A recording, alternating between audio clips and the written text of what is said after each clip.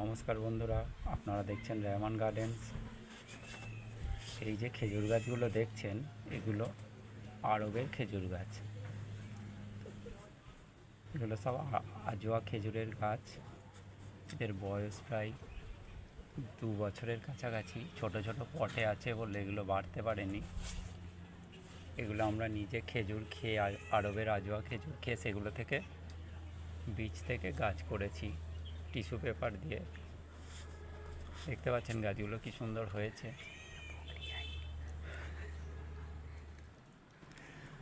প্রত্যেকটা গাছ দেখতে পাচ্ছেন যে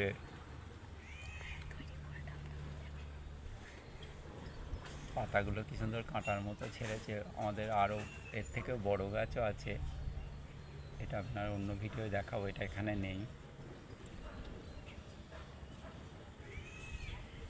এই আপনারা যদি টিস্যু পেপারের মাধ্যমে আজওয়া খেজুর খাওয়ার পরে বীজটা জলে ভিজিয়ে রেখে 2 দিন, তারপরে টিস্যু পেপারে ভরে যদি টিফিন বক্সের মধ্যে রেখে দেন, তাহলে আজওয়া খেজুর থেকে চারা গাছ হয়ে যাবে। সেই চারা গাছ শিকড় বার হওয়ার পর যদি এরকম মাটির পটে বা যে কোনো পাত্রে রাখেন, বড় বড় গাছের আকৃতি নেবে।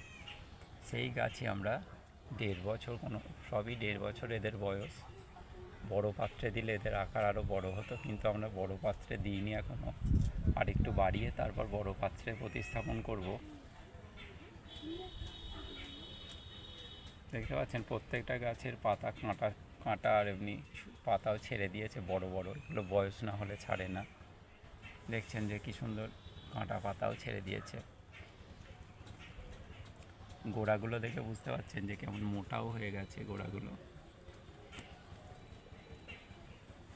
এর পাশে আরও রয়েছে একই বয়স সব চারার।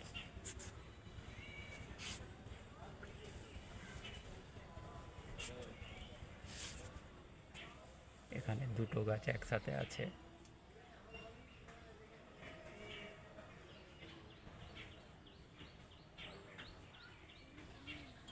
আপনারাও চাইলে আজওয়া খেজুর থেকে চারা গাছ করে পটে প্রতিস্থাপন করে ফল খেতে পারবেন।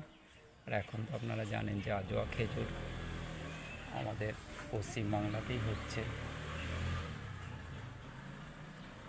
পরীক্ষা নিরীক্ষার মাধ্যমে দেখা যাচ্ছে যে আজওয়া খেজুরের চারাও আমাদের এখানে ফল দিতে সক্ষম।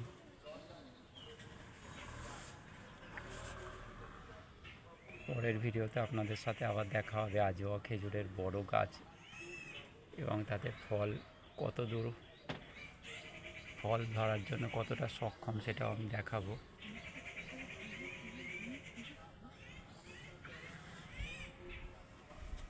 আজকের জন্য এইটুকুই। পরবর্তী ভিডিওতে আবার আপনাদের সাথে দেখা হবে।